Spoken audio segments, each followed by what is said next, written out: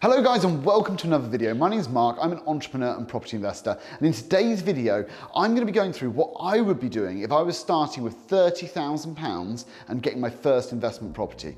People ask me this question all the time, and obviously I'm a bit into my journey now, having 13 properties and about £3 million worth. So I'm thinking back to when I was first starting and what would I be doing if I had £30,000. So let's go and get into the video. I'll tell you all about it. We'll go to the whiteboard, I'll go through it in detail. I'm also going to dispel some myths. I don't think with 30,000, it's going to be unpopular, but I don't think no money down is possible. So let's go to the whiteboard and let's discuss what I would be doing if I had that money. Let's go, Nick.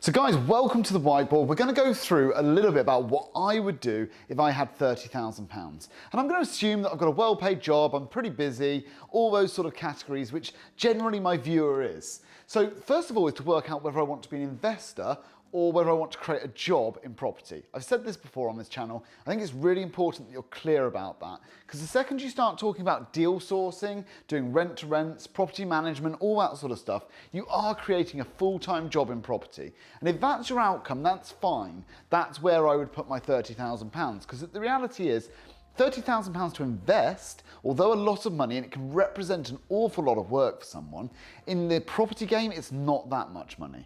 So if I wanted to create a job, I wanted to leave my current job, that would be where I might put it. However, we said at the beginning in the title of this how I would invest that money. So I'm going to cross all of that out as something that I'm not going to do. In this instance, becoming an investor, I'm looking to create a passive income, I'm looking to purchase, buy and hold, and I'm looking to have the ownership of the property.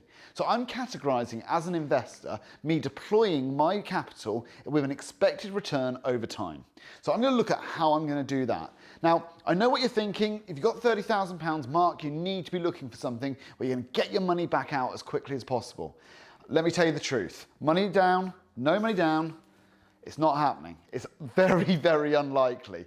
The only time I'm seeing at the moment people losing money is where they're buying properties. They're buying something for £50,000. They're spending £15,000, £20,000 on a reno. They're expecting a revalue of 100,000 and it's coming in at 70. And then they're saying, oh my God, I've been downvalued. It's just that they haven't been downvalued. The expectation was wrong. £30,000 is not a lot of money to be doing a BRRR project. Also, if you're looking for this mythical beast of a lease option agreement that's going to allow you to add all the value, again, there's over 1 million transactions that took place last year in the UK property market. What percentage of that do you think were under option contracts? 10%? 20%? No. Less than 1% were under option contracts. And that's because options are generally used for developers to purchase a property on the basis that they're going to be able to get planning permission or that they're going to be able to do something. It's not a normal way for the market to transact. I'm not saying that it's not possible. I'm certainly not saying it's not possible. I'm saying it's not the norm. And as such, I'm looking for a way that as an investor, I'm going to be able to get my £30,000 to work and what return I'm going to be able to achieve. So that's what we're covering on this video. No money down is out. Let's go. Let's have a look and see what I would do and what I think is actually quite realistic right now. So I had a quick look before I did this video at some areas that we're currently investing in and looking at.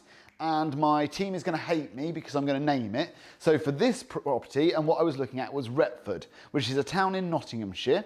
And I managed to find a 3-bedroom house for about £100,000. Now, anybody who knows me and watches my channel knows I hate these cheap 50 grand houses. And it's not because I have anything against those areas, it's just I hear of people losing money in property is where they're buying properties for much less than it would cost to build a new one. And the reason is that the fixtures and fittings mean that they're putting in there are more valuable than the land that it's sat on. So I'm saying that a minimum 3-bedroom house that I am interested in personally has got to be £100,000 really. So in Retford, I found a 3-bedroom house for £100,000. That would need a £25,000 deposit, £3,000 of stamp duty and £2,000 of legals, and I could complete. And it was pretty much ready to rent. And that would mean that I'd be £30,000 in, and I'd have a £75,000 mortgage. So for me, that looked like a really good deal. And I started looking at the rents and understanding what I could get. So on the rental side, Retford looks very, very strong for this. Single let, £700 a month. Okay, is it that exciting? Probably not, but add a few of these together and it will soon grab momentum. It's a single let, so it's low risk in terms of tenant turnover and all that sort of stuff. We've got £70 for management. We've got £187.50 for the mortgage, and that gives us a profit before maintenance and voids of £5,310 a year, which is £442.50 per month. And that's a 17% ROI on a single let. That's absolutely incredibly good. So really strong fundamentals in that town, really good return on investment. I think that looks like a fantastic single let strategy. Now, if you take £1,000 a year for voids and maintenance off that, and you'll know that that's more than 10% on that. And anybody, again, who watches my channel knows that as the house price becomes cheaper, I tend to put a fixed charge because I believe that within 20 years, you're going to need to do a £20,000 renovation. So once you take that into consideration, it's a 14% return on investment. Again, really, really strong. You've got a £100,000 asset, the market moves by 10%, you make £10,000. You only put £30,000 in, you own it, you're going to take all the capital appreciation as it grows, you've got lots and lots of stuff going for you. I think that's a really solid first investment. But let's say, for example, you want a bit more on your returns.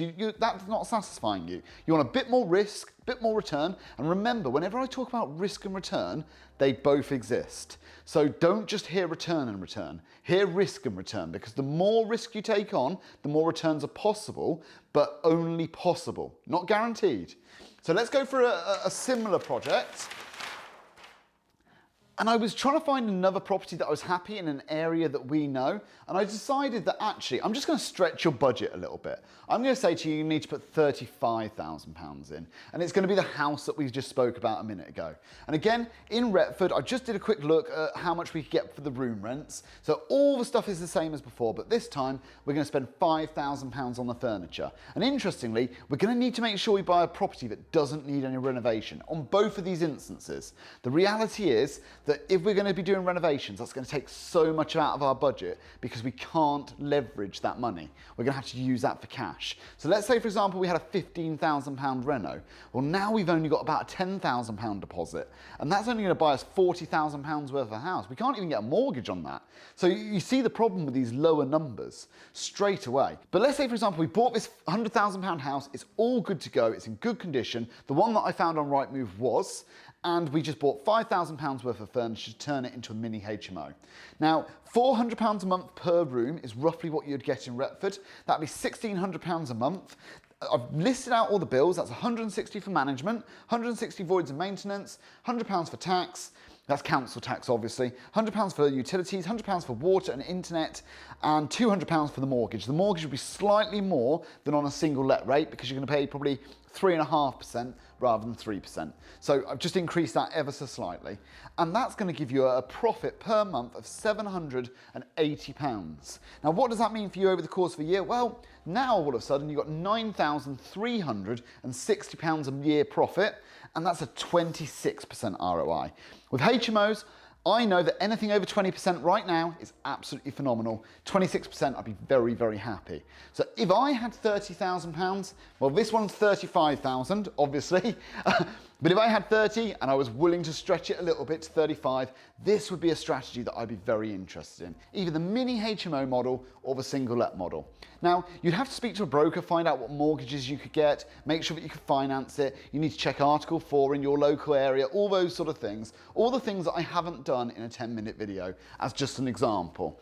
But hopefully this gives you a flavour for what I would do if I was looking at this. So the last thing that you could do is you could go for a service accommodation type model. Now, I haven't panned that out because if I'm honest, I think as an investor just getting started, I'd probably go for one of these two strategies. I think when you start to run before you can walk, there's a problem. And generally speaking, I think the more complexity you add, the more risk you add, the more difficult the decision becomes. It's very, very easy to make a decision where it's so straightforward, like a single let, right? 17% ROI, 14% ROI, nice and straightforward. You're going to rent it out to a family. Very understandable model. Mini HMOs, again, very, very straightforward, slightly more complexity than the last one, slightly more risk, and as such, slightly more reward. But now we're going towards service accommodation. We're gonna have to select a bit more cleverly. We're gonna have to do more marketing. There's more involved in it. There's more management. I think for me, just starting out, if this was my first investment property, I'd be going for one of these two strategies. But what are your thoughts? Let me know in the comments.